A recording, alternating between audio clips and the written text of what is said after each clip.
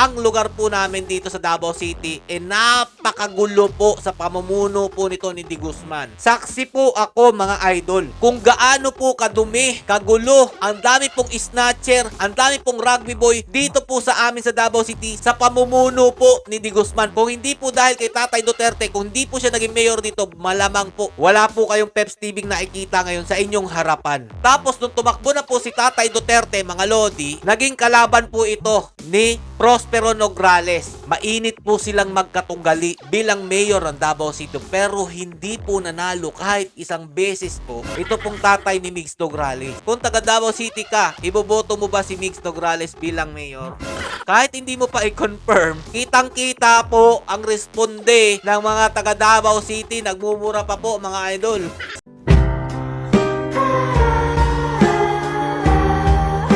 Yo, what's up mga lods? It's Miguel Peps TV. Welcome back po sa ating channel. May mataas pong pangarap na gusto pong maging mayor dito sa amin sa Davao City at pumalit po dito sa mga Duterte. Walang iba po kundi si Migs Nograles. Balak po yata daw po niyang tumakbo bilang mayor po ng Davao City. Hooray!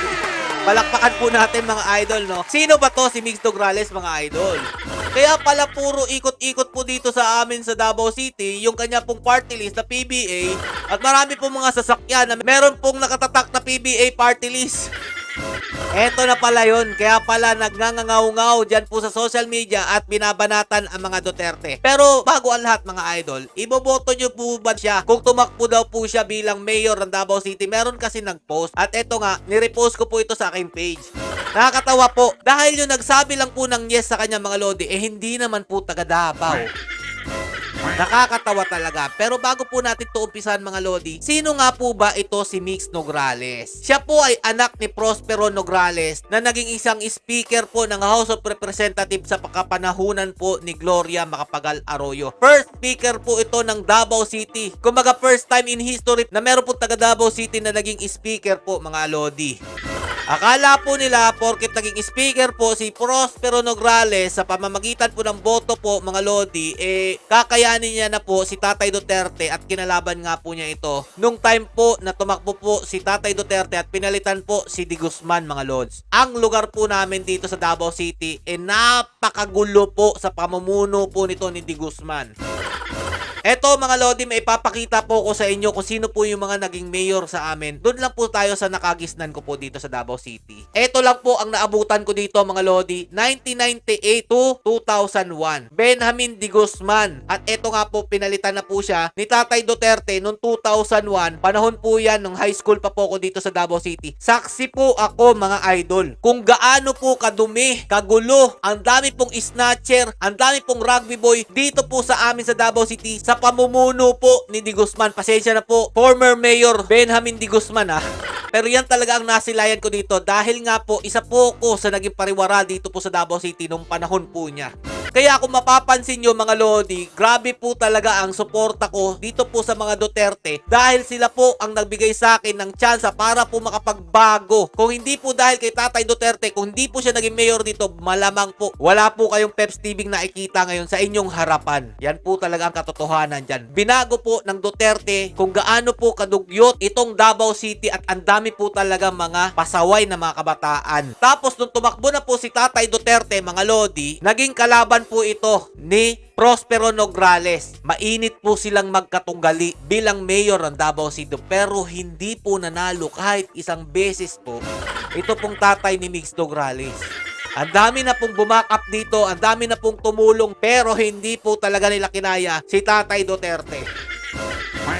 Kahit po nag-away sila mga lodi, nung pumanaw po ito si Prospero Nograles, nagkaayos naman po sila niyan mga lodi. At eto nga po nung pumanaw po si Nograles, pumunta po ito at nakiramay. Biruin nyo, sa sobra po nilang tagal na naging magkatunggali at ang grabe po yung pag-aaway nila. Pero ano pong binalik po ni Tatay Duterte sa pamilya Nograles? Ginawa po ni Tatay Duterte bilang cabinet secretary ito po si Carlo Nograles na may dating hawak po ng PBA party list mga lodi. Ganun Ganon po siya kabait sa mga Nograles. Kahit ano po naging away ng ama po ni Carlo Nograles at ni Tatay Duterte, hindi po inisip ni Tatay Duterte. Bagkos, kinupkup po niya ito. Binigyan ng tsansa para po makapasok pa rin po sa gobyerno. Ayan nga po si Carlo Nograles. At eto mga lodi, bigla pong sumulpot si Migs Nograles nung kinuha po ni Tatay Duterte. Ito po si Carlo Nograles kasi mababakante po ng pwesto po yung PBA party list at eto na nga po siya ngayon mga lodi.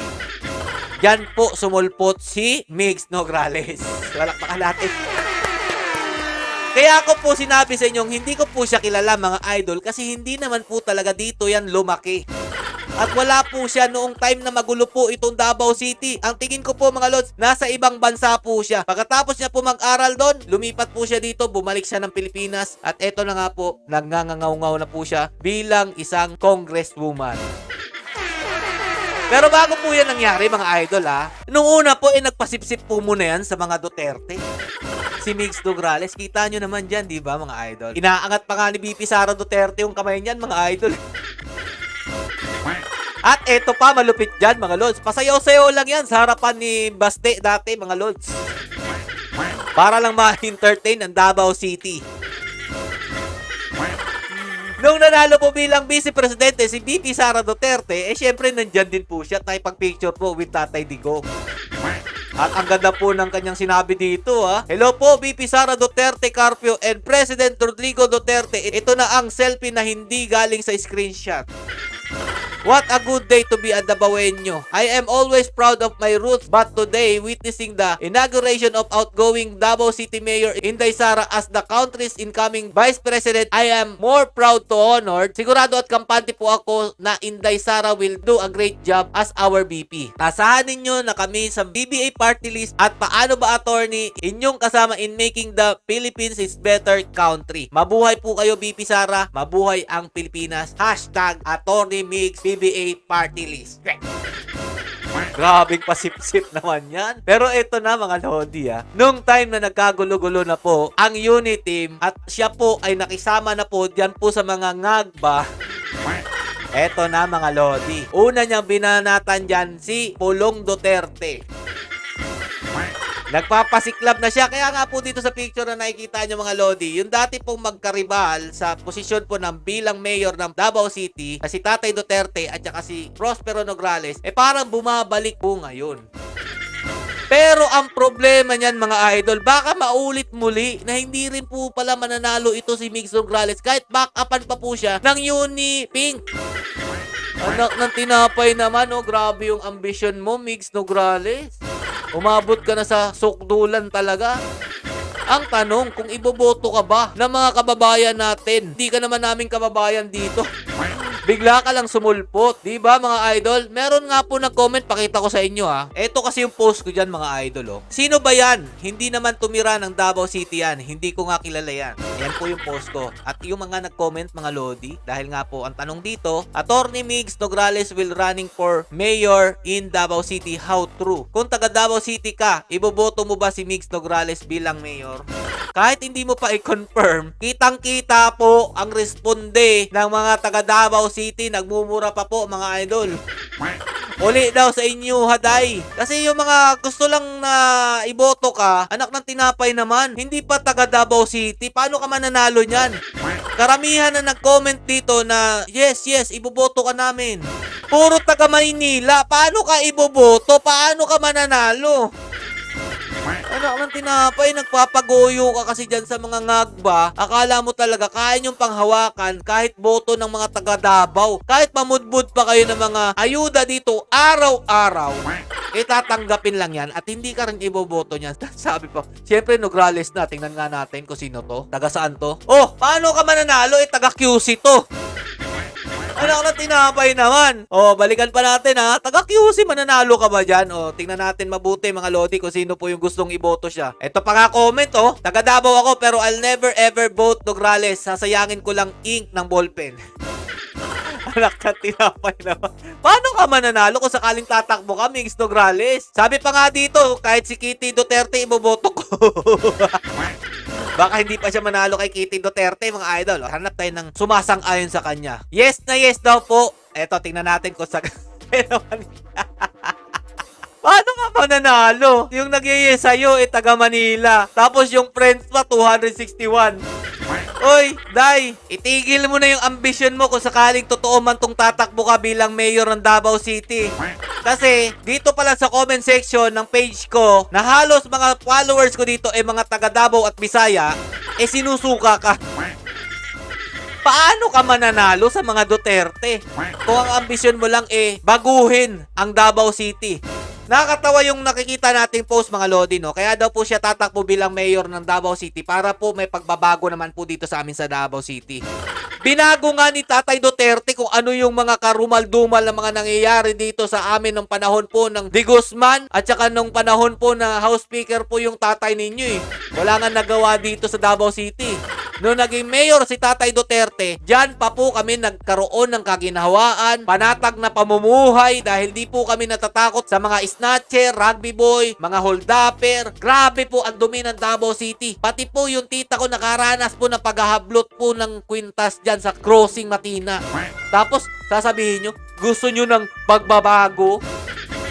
Mahiya-hiya naman po sana kayo kung gusto nyong baguhin itong ginawa ni Tatay Duterte na napakaganda po talaga sa Davao City. At yan ang tumatak. Kaya nanalo si Tatay Duterte bilang Pangulo ng ating bansa. Huwag nyo yang itanggi. Dahil kung hindi dahil kay Tatay Duterte, hindi magiging maayos ang bansang Pilipinas.